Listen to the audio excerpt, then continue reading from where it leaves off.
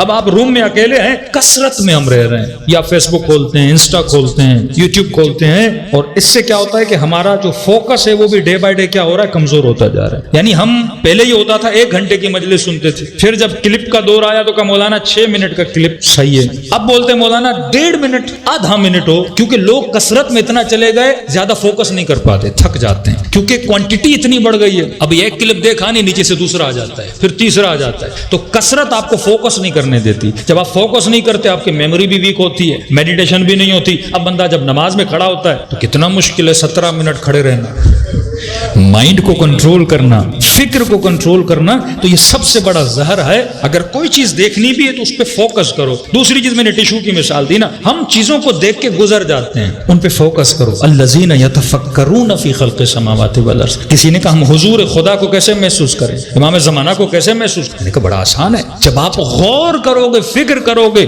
تو اللہ بھی آپ کی سمجھ میں آئے گا, محسوس بھی کریں گے. مثلا آپ نے ٹیشو دیکھا, آپ کو ٹیشو دیکھ کر کیا یاد آ رہا ہے؟ ایک چھوٹا سا ٹیشو پیپر ہے, آپ کا ذہن کہاں جا رہا ہے؟ کہیں نہیں. جیسا آپ دیکھ رہے ہیں مولانا ایک وائٹ ٹیشو آپ کے ہاتھ میں, ذہن کہیں نہیں جا رہا. لیکن آپ غور کرو گے نا, یہ ٹیشو بنا کیسے, اس کو بنایا کس نے, اس کے پیچھے پوری فیکٹری ہے, اس کے پیچھے ڈیزائنرز ہیں, ہاں اس کے پیچھے پوری ٹیم لگی, شاید 100 لوگ ایک کارخانے میں کام کرتے ہوں, مشینری لگی ہوئی ہیں. اس کے فونٹ کا ڈیزائنر اور ہے, کلر کا ڈیزائنر اور ہے, کٹنگ کا ڈیزائنر اور ہے, جو باکس اس کا بنا اس کے پیچھے ایک بہت بڑی ڈیزائننگ کی گئی ہے. پھر مارکیٹ میں کیسے آیا, ہزاروں لوگوں کے ہاتھ میں آیا, تب جا کے یہ ٹیشو ایک ممبر پہ آپ رکھتے ہو اور آپ فوراً اس کو کیا کرتے ہو, استعمال کرتے ہو. لیکن جب آپ سوچو گے نا تو صرف ٹیشو پیپر ذہن میں نہیں آئے گا, اس کے پیچھے جو پوری ٹیم ہے نا وہ آپ کے ذہن میں آ جائے گی. اسی طرح جب ایک درخت کو دیکھتے ہو تو درخت کو دیکھ کر گزرا نہ کرو, یہ سوچا کرو اس کا رنگ اللہ نے سبز رکھا, درخت کی لکڑی کو سخت رکھا, کتنی عمر ہے اس کی, اتنا سا دانا تھا نا. ایک چھوٹے سے بچے کو لے جائیے, ایک ہاتھ میں دانا رکھیے,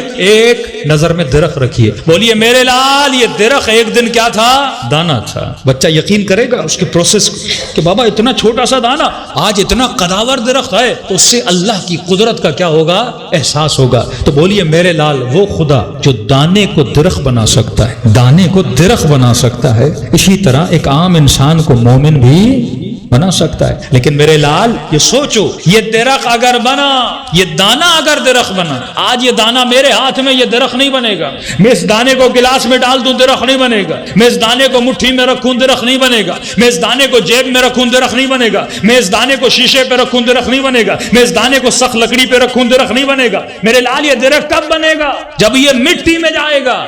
درخت میں صلاحیت ہے, ایبلٹی ہے کیا بننے کی, دانے میں درخت بننے کی ایبلٹی ہے, صلاحیت ہے. لیکن وہ صلاحیت کب رونما ہوتی ہے, جب اس کے اکارڈنگ اس کے کیا ملتی ہے, مٹی ملتی. ہر مٹی دانے کو درخت نہیں بناتی, وہ مٹی جو اس کے لیے مناسب ہو. تو ہر تراب انسان کو مومن نہیں بناتی.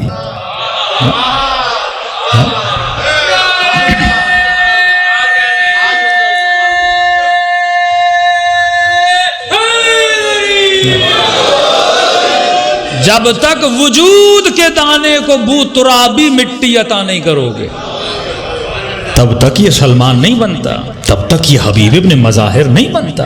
وہ ماحول چاہیے. اب بچے نے کلمہ تو پڑھ لیا, لا الہ الا اللہ محمد رسول اللہ علیہ ولی اللہ, اب گھر کی مٹی ویسی نہیں, بوترابی نہیں, ماں باپ بوترابی نہیں. بوترابی لکھنے سے تو کوئی بوترابی نہیں بنتا نا. وہ ماحول ہونا چاہیے, ویسا گھر ہونا چاہیے, ویسی تربیت ہونی چاہیے. پھر دیکھو کوئی سلمان بن کے نکلے گا, کوئی ابو ذر بن کے نکلے گا.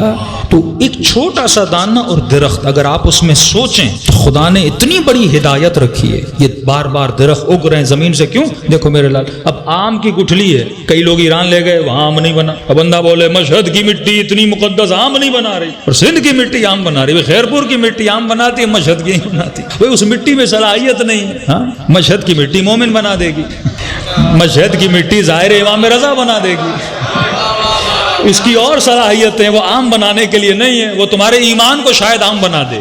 ہاں, لیکن یہ گٹھلی والا آم نہیں بنائے گی. خیرپور کی مٹی آم بنا دے گی, مٹیاری کی مٹی آم بنا دے گی. اس کیوں؟ وہ مٹی تو مٹی ہے, انوائرمنٹ, ٹیمپریچر, ہوا کا رخ, یہ ساری چیزیں جب ملتی ہیں نا, پھر ایک گٹھلی کیا بنتی ہے, آم بنتی ہے. اسی طرح ہم سب کے وجود میں ولایت کا دانہ موجود ہے. شکر خدا کرے کم از کم دانا تو ہے نا، ولایت علی کا دانا ہے. مثلا مسلمان کے پاس لا الہ الا اللہ کا بیج ہے، محمد رسول اللہ کا دانا ہے، علی ولی اللہ کا نہیں ہے. آپ کے پاس تینوں ہیں ماشاءاللہ. ہاں لا الہ الا اللہ والا بھی ہے، محمد رسول اللہ والا بھی ہے، اور علی ولی اللہ والا بھی. ہم دونوں کی کنڈیشن برابر ہے.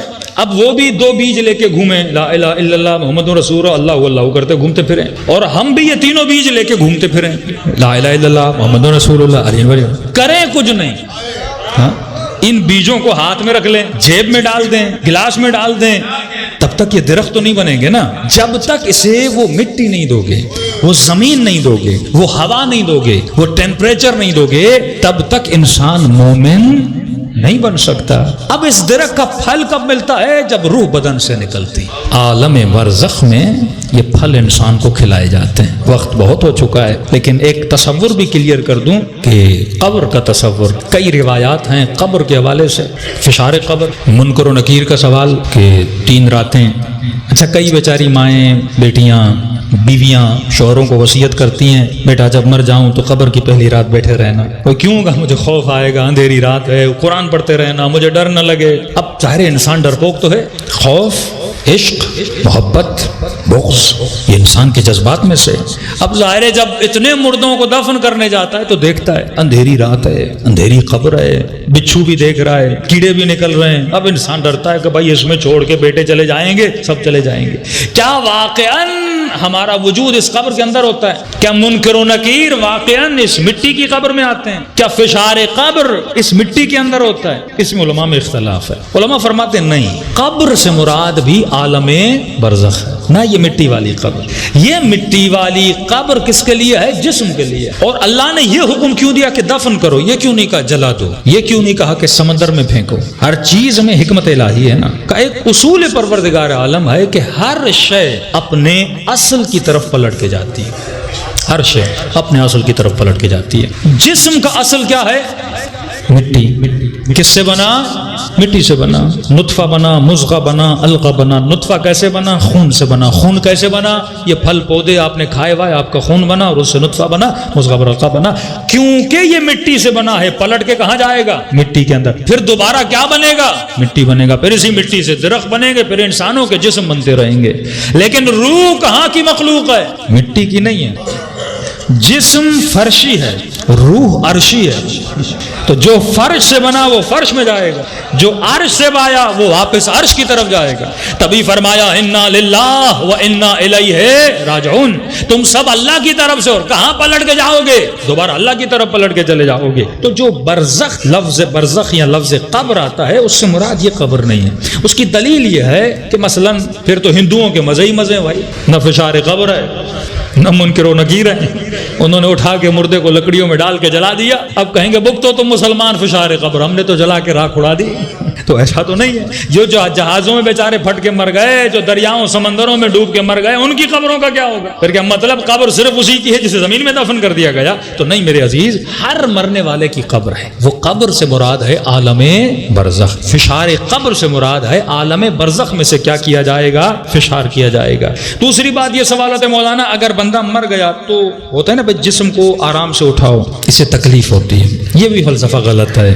ہر روایات میں یہ ضرور ہے احترام کی خاطر، جسم کے ادب کی خاطر یہ ضرور ہے کہ روح بدن سے جدا ہوئی ہے. لیکن روح کی 60 سال 50 سال 70 سال ایک انسیت تھی اس جسم کے ساتھ. بھائی آپ کا بیٹا ہے، آپ کا جسم تو نہیں ہے نا، لیکن آپ کتنے ادب سے اٹھاتے ہو کہ میرے بیٹے کو تکلیف نہ ہے. حالانکہ آپ کو پتا ہے اس کا جسم، کیونکہ آپ کو عشق ہے اس کے بدن سے، اس بیٹے سے، لہٰذا آپ ادب و احترام سے اٹھاتے ہو. احترام بشر کے لیے بولا گیا کہ اسے احترام سے اٹھاؤ اور قبر میں اتارو، ورنہ جسم کو کچھ بھی کیا جائے روح کو تکلیف نہیں ہوتی. فزیکل تکلیف کی بات کر رہا ہوں. جیسے ابھی اگر میرے ہاتھ کو کوئی کاٹے تو مجھے تکلیف ہوتی ہے، مرنے کے بعد اگر کاٹا جائے تکلیف ہوتی ہے. اس کی دلیل یہ ہے کہ جب آپ کو آپریشن تھیٹر میں لے جائے آپ کو بے ہوش کیا جاتا ہے. بے ہوش کرنے کے بعد ڈاکٹر کاٹتا ہے، سب کچھ کرتا ہے، آپ کو تکلیف ہوتی ہے. جب آپ ہوش میں آتے ہو، جب بے ہوشی کا نشہ ٹوٹتا ہے، پھر آپ کو کیا آتی ہے؟ تکلیف آتی ہے. تو بے ہوشی کے وقت روح موجود ہوتی ہے، پر کیونکہ بے ہوش ہیں تکلیف نہیں ہوتی، اور موت تو کمپلیٹ روح کو بدن سے جدا کر دیتی، پھر تو تکلیف کا کوئی تصور ہی نہیں ہے۔ شہید حجاجی، یہ جوان، اس کی ویڈیو موجود ہے کہ داعش کے بدبختوں نے جب اس کا گلا کاٹا تھا تو اس کی ماں بڑی تکلیف میں۔ اب ظاہر ہے ماں اگر بیٹے کی ویڈیو دیکھ لے، بیوی دیکھ لے، بچی دیکھ لے کہ مثلا میرے بابا کو، میرے بھائی کو، میرے بیٹے کا گلا کاٹا جائے تو ان کو تو بڑی تکلیف ہوتی، تو ماں روئے جائے کہ پتہ نہیں میرے بیٹے کو کتنی تکلیف ہوئی، ظالموں نے اس کا گلا کاٹا، پتہ نہیں کتنی تکلیف ہوئی۔ تو اس کی ماں کہتی ہے چند ہی ہفتوں کے بعد میں نے اپنے بیٹے کو خواب میں دیکھا، اور پہلا سوال یہ کیا، میرے لال بتا تکلیف کتنی ہوئی؟ میں نے تمہاری ویڈیو دیکھی تو کہنے لگا اماں کوئی تکلیف نہیں، مجھے بس ایسے لگا کہ ایک گلاب کا پھول سنگھایا گیا ہے، ہاں، روح بدن سے نکلی، اہل بیت میرے استقبال کے لیے کھڑے تھے، اماں شہید کے لیے موت میں کوئی تکلیف نہیں ہوتی۔ تو یہ جو تکلیف ہے مرنے کے بعد روح کے لیے ہے، بدن کے لیے کوئی تکلیف نہیں، کیونکہ کمپلیٹلی آپ کا کنیکشن کیا ہو جاتا ہے، کٹ جاتا ہے۔ روح کب تک بدن کے ساتھ رہتی ہے؟ جب تک دفن ہو جائے، یہ اجازت ہے۔ تبھی ہے کہ فوراً مردے کو کیا کرو، دفن کر دو، کیونکہ آپ زیادہ لمبا کریں گے شاید خدا روح کو بلا لے۔ روح کا دل ہوتا ہے کہ میں اپنی پوری تدفین کو دیکھ کے اوپر چلا جاؤں، ملائک اس کے ساتھ ہوتے ہیں، ایک ہم نشینی ہوتی ہے۔